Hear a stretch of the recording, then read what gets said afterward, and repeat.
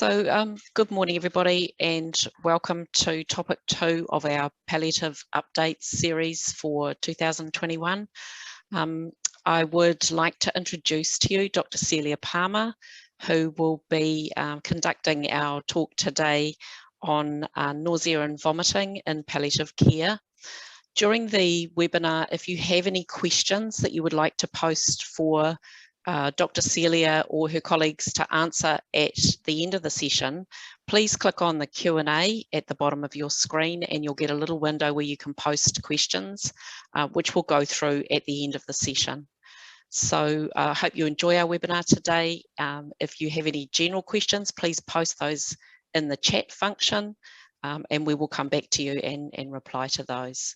So over to you, Celia, and good morning. Morning. I'm just going to share my screen.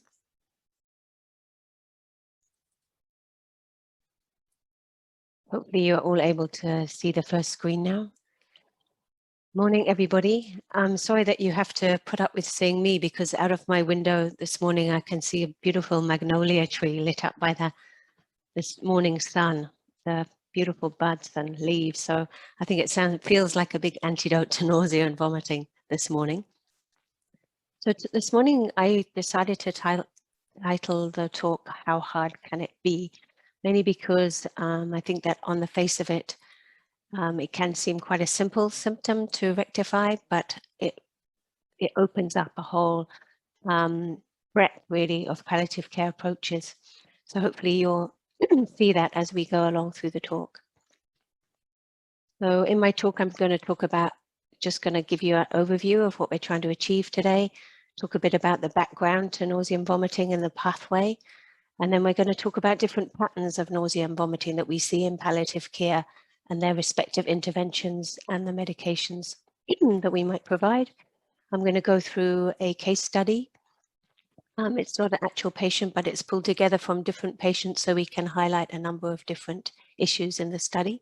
And then we'll summarize and then have the question and answer session at the end. So the aim of the webinar is really to increase knowledge and your confidence in the causes and treatment of nausea and vomiting in palliative care. We're going to describe the different various patterns of nausea and vomiting and describe the pathways involved.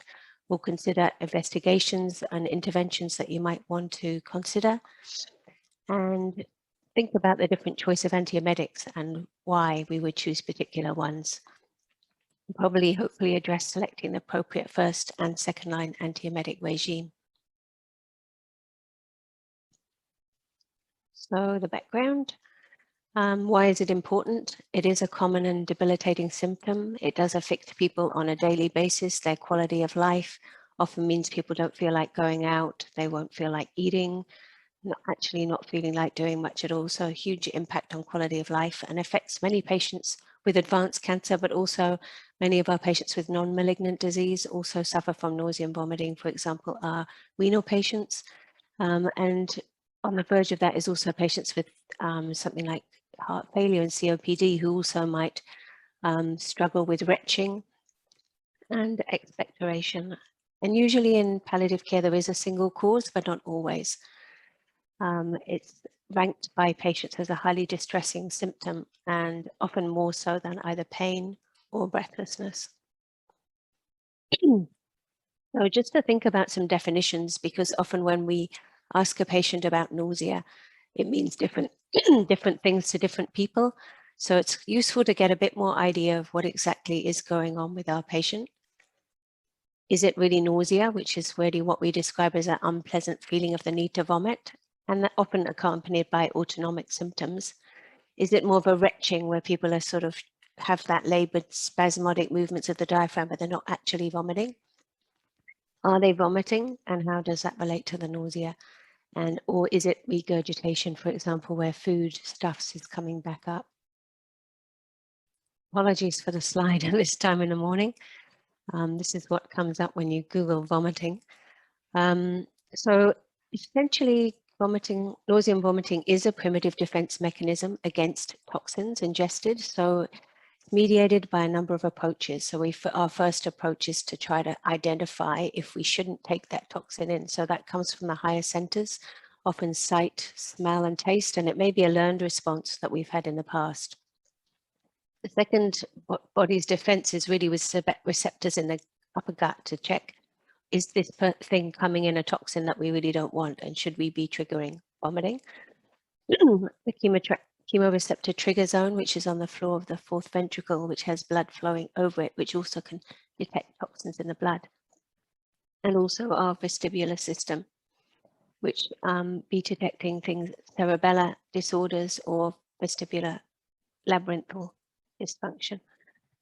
So all of that's controlled by an integrated vomiting center, which is in the medulla. Well, we sometimes call it a center, but really it's just a loose collection of neurons which work together to identify the problems and generate the response.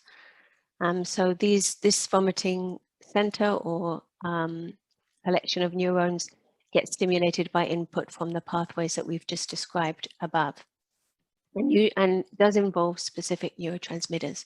And it's these neurotransmitters which is essential to our understanding of how we manage and treat nausea and vomiting in palliative care. So what can the actual causes of nausea and vomiting be? Like any of these symptoms, it can be a huge range of issues, from something quite simple to deal with to something really complicated, needing quite intense investigation and management. So first thing not to forget is the treatment that we're giving patients themselves. Obviously opioids, I think we underestimate how much opioids can cause nausea and vomiting.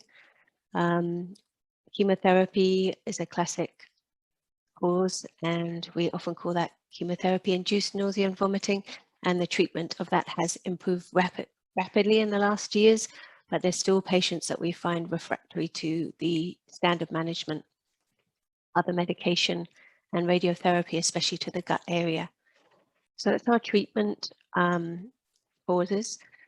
Then we have the mechanical causes, where you have something like a bowel obstruction, severe constipation, or gastric stasis itself. The biochemical causes, which we often see in something like renal failure or liver failure, but also in patients with metastatic bone disease who have high calcium, which is also another well-known cause. From the neurological perspective, we have raised intracranial pressure and the cerebellar mets, but also not to be forgotten is the psychological causes. And we have patients who, for example, might have a fear of their chemotherapy and the fact that they got nauseous before, and that contributes to a vicious sort of cycle of increasing anxiety. And fear itself can be contributing, and it's often a conditioned response. So as you can see, there's a huge range of options that we need to consider when we're assessing somebody for nausea and vomiting. So what are the pathways? And the key thing about knowing the pathways is then understanding the receptors and understanding how we're going to think about managing. So this is a very simplified slide of what's happening in this kind of nausea and vomiting response. So as you can see here, we have the chemoreceptor trigger zone, which is back in the area postrema, and that one is stimulated often by the chemical responses like chemotherapy and other medication. We have the stomach and small intestine responding to input from chemotherapy, radiotherapy, other medication, and what's happening around that in the gut. We have our sensory input into the higher cortical centers, which includes the memory and the fear and pain, smell, and sight. And we have the labyrinths, which is where we have our vestibular and our cerebellar function. So these all lead to, in different pathways, to our vomiting center or our collection of neurons stimulating the vomiting reflex. So to look at that in a slightly different way, we're now seeing here the actual receptors that are involved. And as you can see, at each of these areas, slightly different receptors. There's some overlap in some of the areas, but generally we're looking at different receptors for these different parts of the system. And these different parts of the system are stimulated by different causes. So now we start to see how we might approach this, because if we know the underlying cause, we know which part of the structures is being affected, and then we understand also which of these receptors we need to address. when we choose our treatment. This is a slide which is really, really helpful, and I use it all the time. Basically shows our common medications that we use for nausea and vomiting and which of the receptors it affects. And this is useful in a number of ways. Once we've made a diagnosis of what the cause is, we can select the appropriate antiemetic. And it's also useful if we want to decide a combination of antiemetics when we think the causes are more complicated or there may be more than one cause.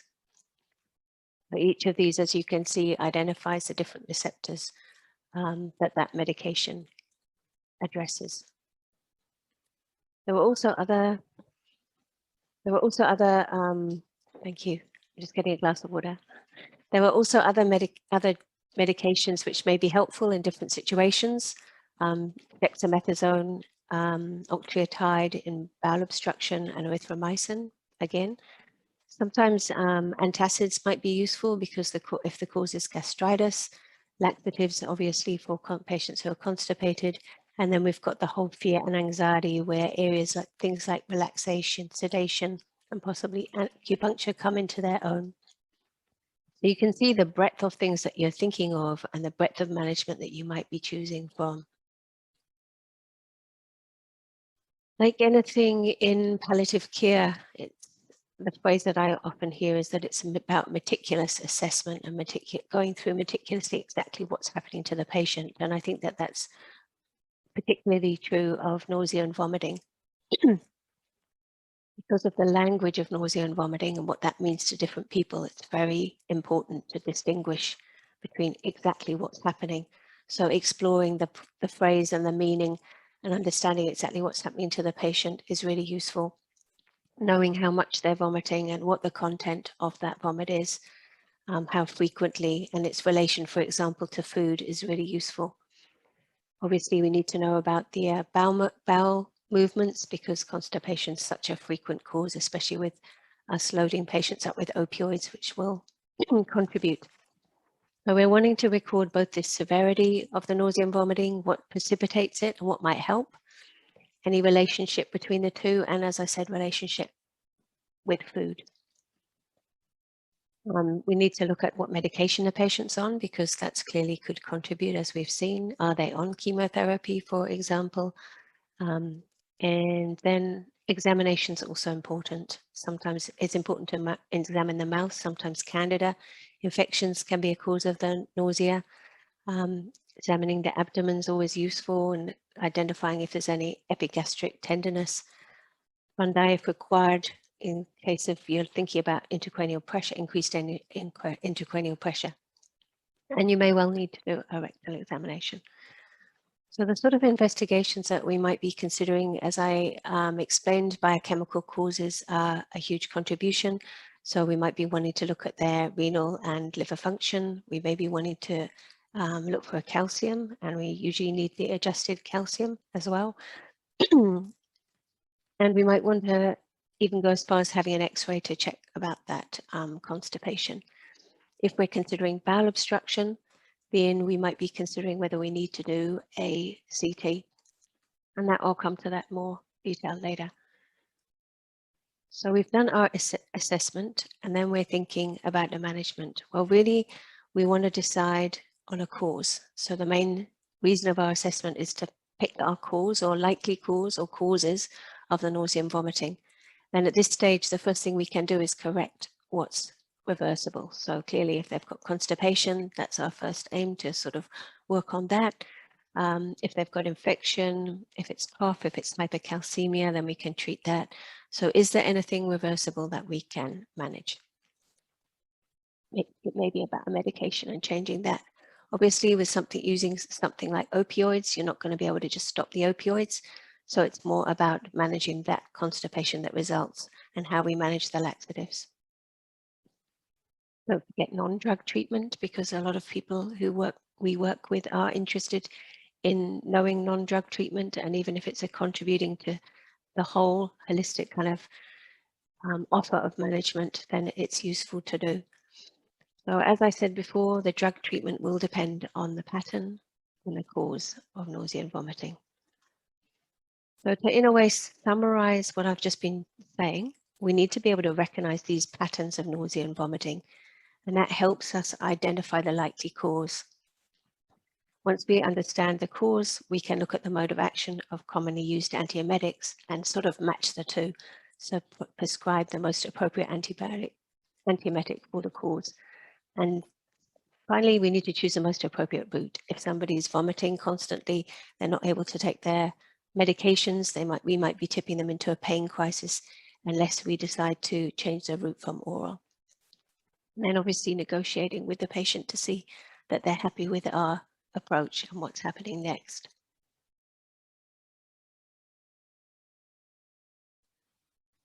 So let's look a bit closer at the different patterns and the associated interventions and medications of nausea and vomiting in palliative care. I'm going to look at these different patterns, which really are the most common things that we deal with, although by no means a comprehensive list. But we'll go through each of these and talk about what I've described above for each of them. So the characteristics of gastric stasis. First of all, you probably find that patients have early satiety, they have a feeling of fullness. They may also have vomits, probably likely to be associated with vomiting, which can be large volume. They may have hiccups and regurgitation. And we find that one particular characteristic is nausea, relieved quickly by vomiting. Now, these are also the most common symptoms associated, but as with everything in medicine, it might not look exactly like that picture. So what are contributing factors to gastric stasis? Sometimes it can be the fact that the stomach's not emptying fast enough.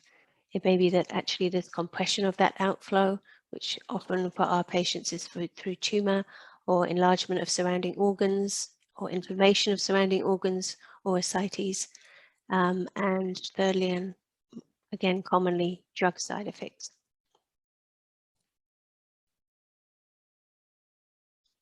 So how do we treat gastric stasis?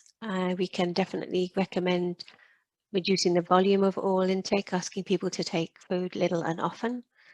We might consider treating gastric secretions with omeprazole or H2 blockers, but probably the mainstay of gastric stasis is our prokinetic agents, which are the dopamine D2 antagonists. Both domperidone and metoclopramide are the most common choices for gastric stasis. We have to remember a few complications of these medications. Domperidone has some cardiac complications and doesn't cross the blood-brain barrier, and metoclopramide has got the complication of possible extrapyramidal side effects. So just bear that in mind when we choose which one we'd like to use. And probably, as with everything, we'd start with a low dose and then we have the potential to increase. It may be that the gastristasis is severe and unresolvable through medication management, and that we actually end up having to choose more other interventions such as an NG tube or venting gastrostomy. And some of these symptoms and interventions do overlap with some of the bowel obstruction, which we'll talk about later. So what about chemical or metabolic nausea and vomiting? Usually this involves a constant feeling of nausea with less or variable vomiting associated, and it's worsened by sights and smells. So as we've seen in the previous slides, this results in stimulation of the chemoreceptor trigger zone, and you get Anaphex D2 and 5-HT3 receptors. So the most common causes of that are chemical drugs, opioids, antibiotics, chemotherapy, probably our most common causes, but don't forget the NSAIDs and SSRIs. The metabolic causes, most commonly renal failure, as I've mentioned, liver failure, high calcium, but also can be a low sodium or sepsis. So how do we treat the chemical nausea and vomiting? Again, we reverse the reversible. So we might be able to treat some of those metabolic imbalances, such as a high calcium. Renal failure, often you cannot reverse that. So that's unusual. However, we do have some patients who also present in acute renal failure. It may be that we've got renal failure due to blockage, and then you might be able to make interventions to prevent that. Biochemical abnormalities and chemotherapy. Again, chemotherapy, it's more about managing it than trying to prevent someone having chemotherapy. Although sometimes people do choose not to have it because of the impact on nausea and vomiting. So again, medication-wise, we'll probably, once we see patients who've had chemical nausea and vomiting due to chemotherapy, they've often had multiple antiemetics. So this is quite a challenging area for us, and often will require a different approach. However, again, using the principles that I've already identified, using haloperidol, metoclopramide, or choosing a 5-HT3 antagonist such as ondansetron are all good choices to start with in the early days. So moving on to motion sickness, characteristics of this are really about vomiting and dizziness, sickness, nausea on movement, dizziness or vertigo, and possibly nystagmus. But this is a really classic one where, you know, once you get the description from the patient, you know what you're dealing with. So it's usually due to stimulation of the vestibular system through the H1 and ACH receptors, and contributing factors might well be the opioids again, although maybe an intracerebral cause through brain mets, particularly in the cerebellum, or possibly a CVA. So treatment of motion sickness, I think probably all be familiar with using antihistamine and anticholinergic agents. So we use cyclizine generally first line, and may have a role here for steroids depending on the cause. So if it's due, for example, to a space-occupying lesion in the cerebellum, then there may well be edema associated, and we'll be looking to use steroids in combination with the cyclizine, which leads us on to raised intracranial pressure, often worse in the morning, severe headache, associated nausea and vomiting again, which can be projectile. And cyclizines again are first line, although surgery, radiotherapy and neurosurgery may be considered. What about bowel obstruction? This is a common challenge for us, can be partial or complete. And the symptoms really depend there on the level of obstruction. So if the level's higher, say up into the stomach, it might be really similar to gastric stasis. And projectile vomiting is a really classic sign. If it's in the small bowel, you often get partially digested food being vomited, and again, it can be large volume. The worst kind of symptom to deal with really is fecal vomiting coming from a large bowel obstruction, probably less frequent. So you probably also get a history of slowing of bowel function or even absent bowel function. It's well worth examining all these patients, listening to their bowel sounds, finding out where pain is, if there's any organomegaly. You might well think about investigations at this point, especially if it's the first time somebody's had a bowel obstruction who's got malignant disease. We really want to know a bit more about it to see what is reversible. So classic signs of investigation of bowel obstruction on X-ray is these pictures of air fluid levels, both in the small bowel on the left here and in the large bowel. We might then decide, especially if it's somebody's first malignant bowel obstruction, so cancer-related bowel obstruction, to do a CT. And the purpose of doing the CT is really to decide if there's a point of obstruction which can be open to management, which might be surgical management, or if it's one point of obstruction, it's also possible to look at management with gastrographin, which has become more popular recently and is gaining evidence base. So those are the reasons why we consider further investigation in these patients. So how do we manage bowel obstruction? I think, again, I've gone for saying reverse the reversible here. Again, I've just explained about how we might want to do CTs in case we're going to be considering surgery. Sometimes the CT would show advancing disease, progressive disease, and it might be that that results in a change in chemotherapy. But how are we going to manage the patient's symptoms? There's often a combination of nausea and vomiting with pain in these patients.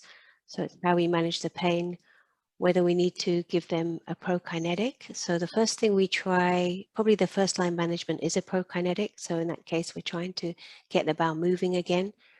But if this results in quite a lot of colic or colicky pain, then we would switch our management to using an antispasmodic to try and relax the bowel. And steroids are a key point in this management. Generally, with bowel obstruction, we are looking at using a syringe driver rather than oral route. And actually, when we see somebody with nausea and vomiting, which is due to a malignant bowel obstruction, really a lot of the issues is also about communication. We're dealing with a patient who's very unwell, usually, who may or may not have had previous bowel obstructions. If they've had previous bowel obstructions which have been proven to be irreversible, then this might mean a change in focus for this patient. It might mean that they now only have, say, weeks to live from when they thought that they might have had months. So it's more than just about managing the nausea and vomiting in a medication way with these patients. It's about having a bigger conversation with them. How far do they want to go in any investigation? What would we recommend in that space? How do they want to be treated and managed? And then issues come up around ACP, where they want to be.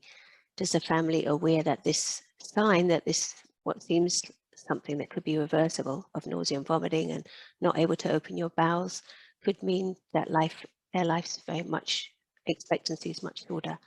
So it does involve also looking at the bigger picture and having communication with the patient and maybe the patient's family as well. So you can see what I mean when I say how hard can it be. Simple call, this patient's got nausea and vomiting, they're known to have ovarian cancer, but it's much more complicated than that, because this nausea and vomiting, if it's this cause, is unlikely to be reversible, probably due to multiple levels of obstruction, and could mean that they have days or weeks to live. So there's a lot more work to be done in that space in terms of the holistic management of this patient. So we've mentioned some of the causes, but there's a whole range of others that we could need to be thinking about.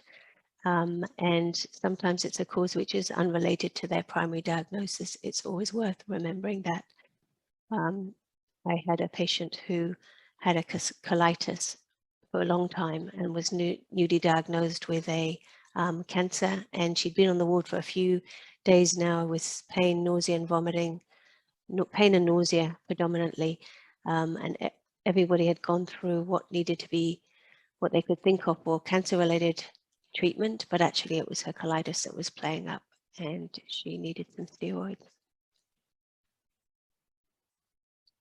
Medication cautions, I've already mentioned some of these. So the extrapyramidal side effects of haloperidol and metoclopramide.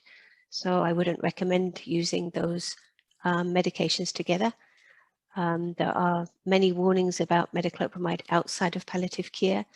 And I think in particular, European guidelines suggest now that metoclopramide should only be used for short doses outside the palliative care arena. And that's really concerns about extrapyramidal side effects that are irreversible, such as tardive dyskinesia that's possible from treatment with metoclopramide. But it's always worth keeping at the back of your head that that patient might have an akathisia from the use of the metoclopramide, and to bear that in mind.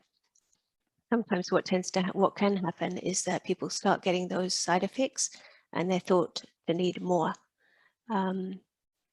control rather than less, and then they might add in a haloperidol, and then they become more unwell with the akathisia, and the haloperidol's increased, and you get into this vicious cycle where patients then become very restless and can't sleep. I find a really useful question is just whether patients have an inner feeling of restlessness. Levomepromazine can also cause it, although I find that to a lesser extent. Peridone as well has cardiac side effects, so probably wouldn't choose that one in terms of over 60s with cardiac problems. And then there are combinations of antiemetics that we don't use together, as I've already mentioned, haloperidol and metoclopramide, but also something like metoclopramide and cyclizine, which have opposing actions on the gut, or metoclopramide and ondansetron, which can combine to have cardiac effects. Talked a bit about syringe drivers, and they can often be very useful for symptom management for a short duration. Sometimes people feel that being put in a syringe driver is the end of life, means the end of life. So it is important to talk to them about that and how it would be for symptom management only, and we'd be imagining to stop it over a short period of time. It's very useful if we're not able to keep medication down, and in our patients particularly, keeping down pain medication is going to be really important for them.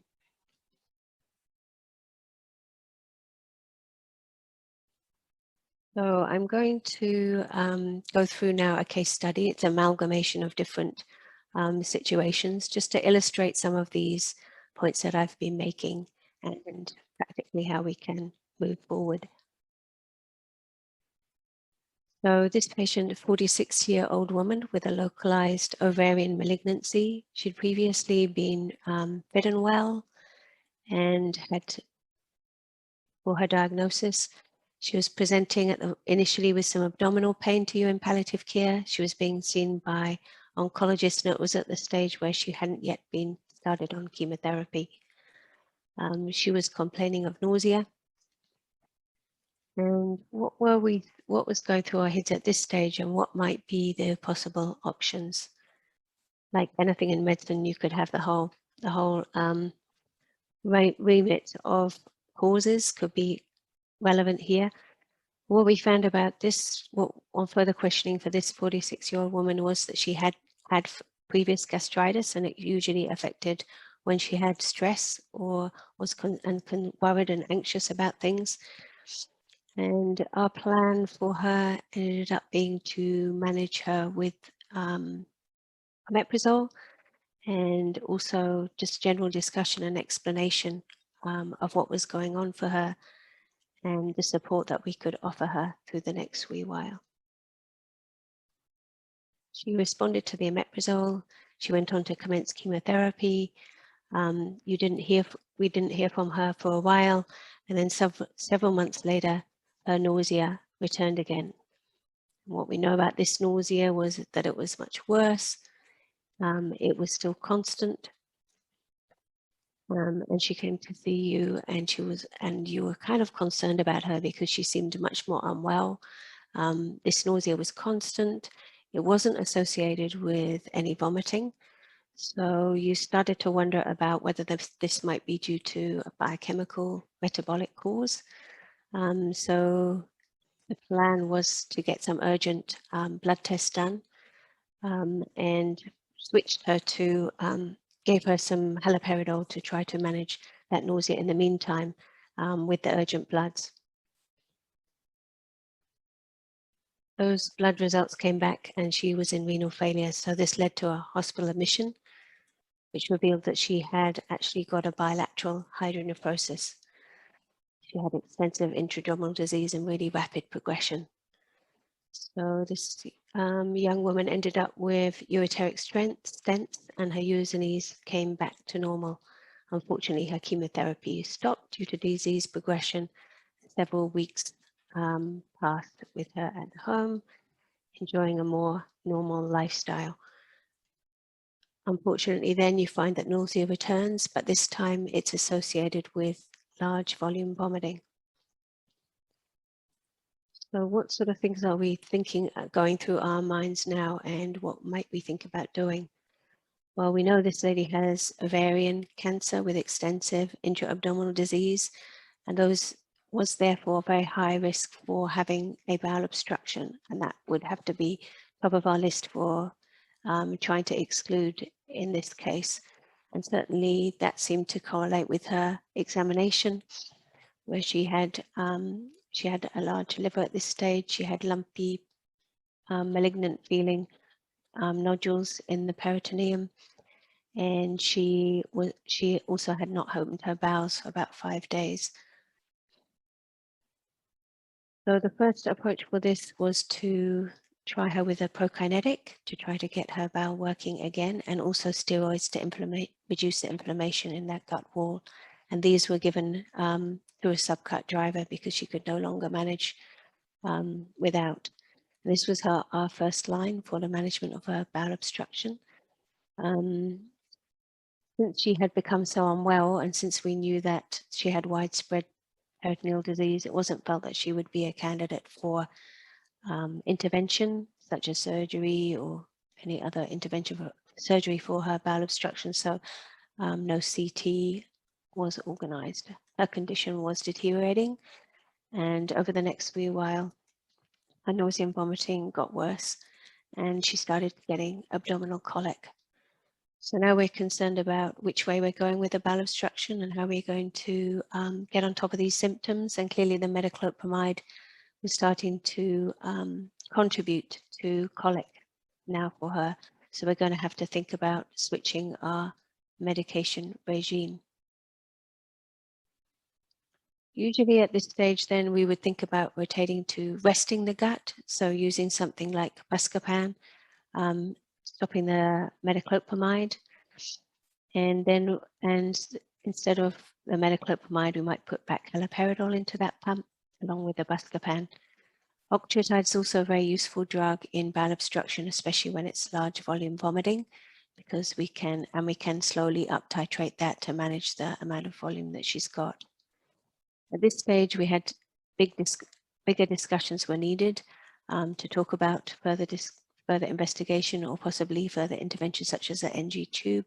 And as I said, she declined this before and declined again to have any further investigation or treatment. Clearly at that stage, it's really important to involve all the family to make sure that everyone's aware what's happening and what the likely prognosis is and what's going to happen in the next few weeks. So on the new regime, which was a syringe driver with her haloperidol in her case, buscopan and octreotide, she did much better. It was up titrated.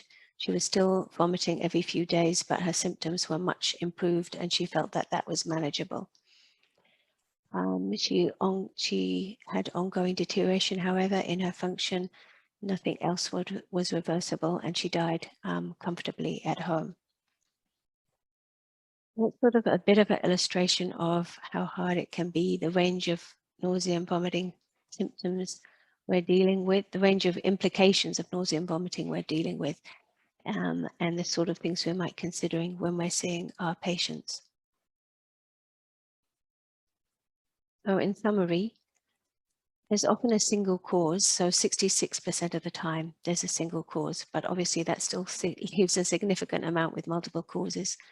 We want to optimize non-pharmacological measures, and patients often appreciate those being mentioned as well as the medication regimes. We want to make sure that we do the right investigation so that we can reverse anything that's reversible. Diagnose a cause before initiating the treatment. So as I've explained before, the key area is to identify a cause, find the most suitable drug therefore for the cause, addressing that cause by the most appropriate route. And when multiple drugs are required, they should have different modes of action. And then usually we need to review our patients at least every 24 hours until things settle down and we get the nausea and vomiting under control. I've talked a lot about some of the malignant diseases, but just to add here that obviously non-malignant disease, in particular patients with renal failure towards the end of life, are also very commonly suffering from nausea, and that's usually irreversible nausea that we need to manage. So that's my summary of my talk today, and I think we're going to move on to question and answer session.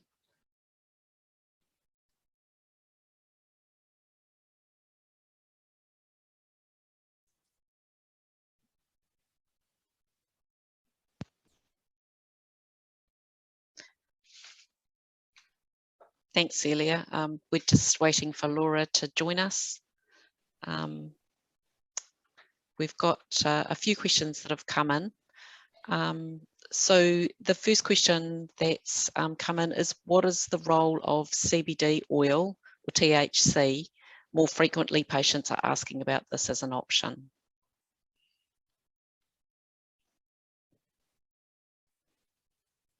Shall I answer that one, Laura?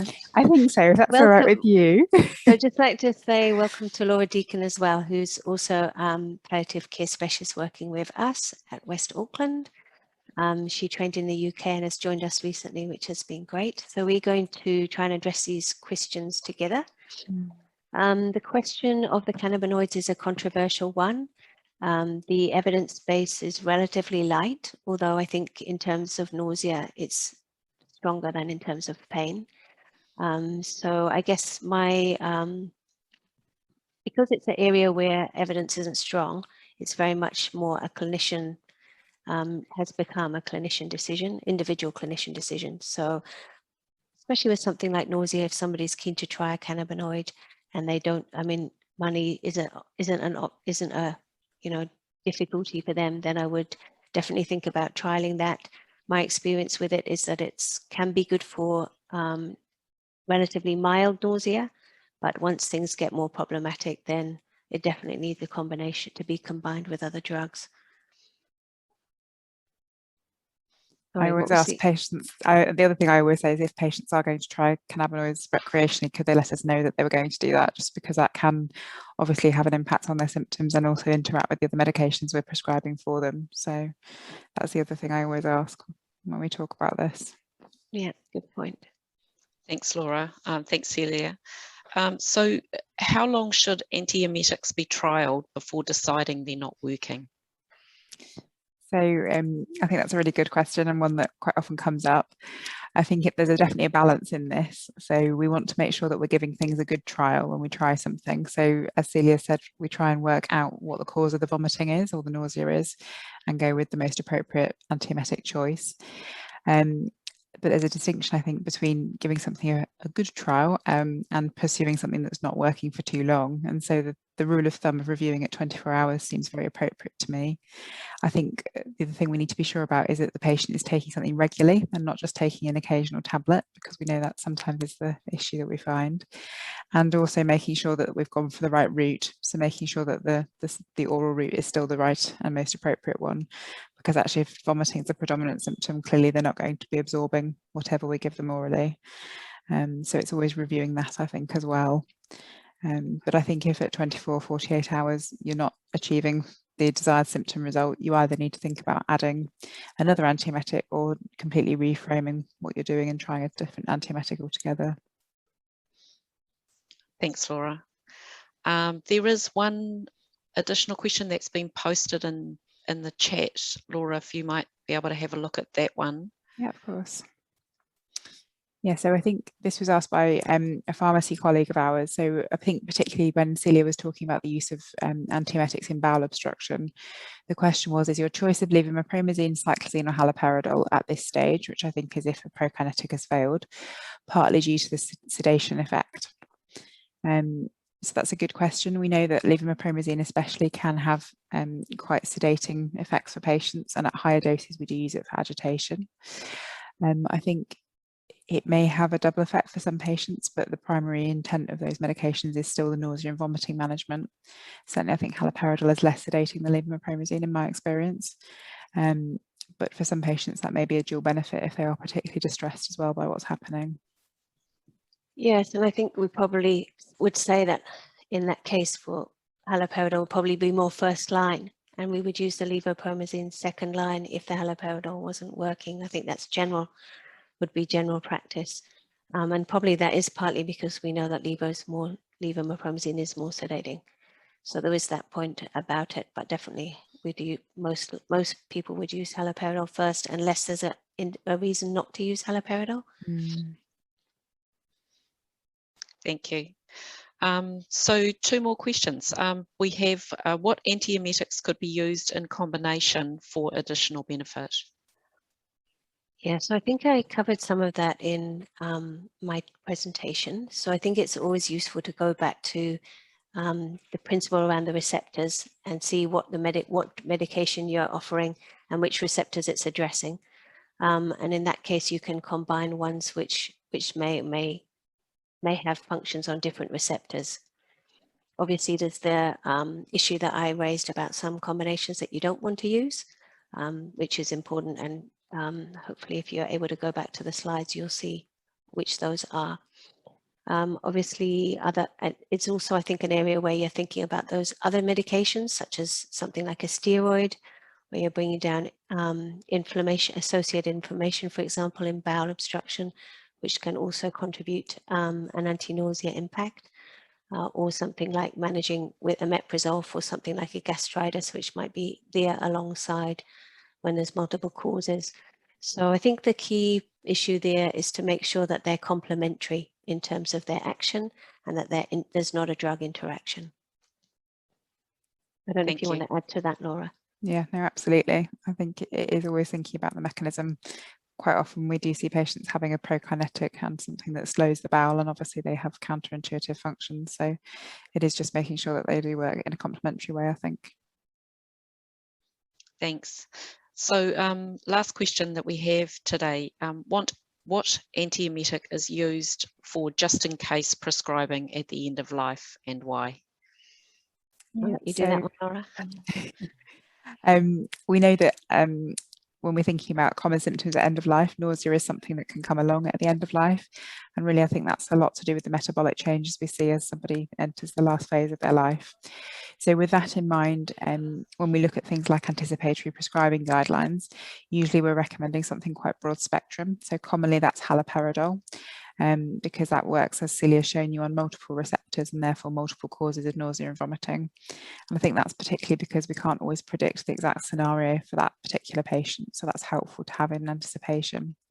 I guess the key group that we don't use haloperidol in are those who have any kind of Parkinson's type diseases, because clearly they're dopamine related drugs and we don't want to do anything that's going to worsen Parkinsonian symptoms at end of life. So that is a group where we might use something different like the 5-HT3 receptor antagonists instead.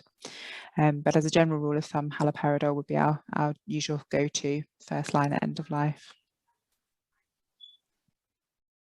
Thanks, Laura. So Celia and Laura, over to you for any final comments. Celia, I know there was a phone number that you wanted to share with people today before we finish. For reminding me. Yeah, I just wanted to remind you that if there is any further questions or if you are unstuck and not knowing what to do, then we do have available a direct doctor line on our Hospice West Auckland, and that number is 834-9757. So that's 834-9757. So do contact us. You'll always get either myself, Laura, or Oleg from Hospice West, and we're happy to answer your questions if you're concerned at all. It is a complicated area. It might nausea and vomiting always sounds like it's something simple that could easily be addressed, but it's got there's multiple challenges there, which we're happy to support you with. And we'll post that phone number in our follow-up email when we send out a recording of the session to everybody as well. Right. Thank you. Thank you. So I'd just like to thank Dr. Celia and Dr. Laura so much for the presentation this morning. Hopefully that's been really helpful to a whole range of people, and obviously if there's any other further questions on this topic, the number that Celia's provided, you may be able to call and get answers to those questions. At the end of this webinar, there'll be a short survey, just 5 quick questions that will enable us to develop these webinars further, topics that you might be interested in, timings, etc. So if you wouldn't mind filling that out before you finish, that would be incredibly helpful to us. So thanks so much to everybody, and over to you, Celia and Laura, if there's anything else you'd like to finish with. No, just to say thank you very much for joining us, and we look forward to seeing you at our next one.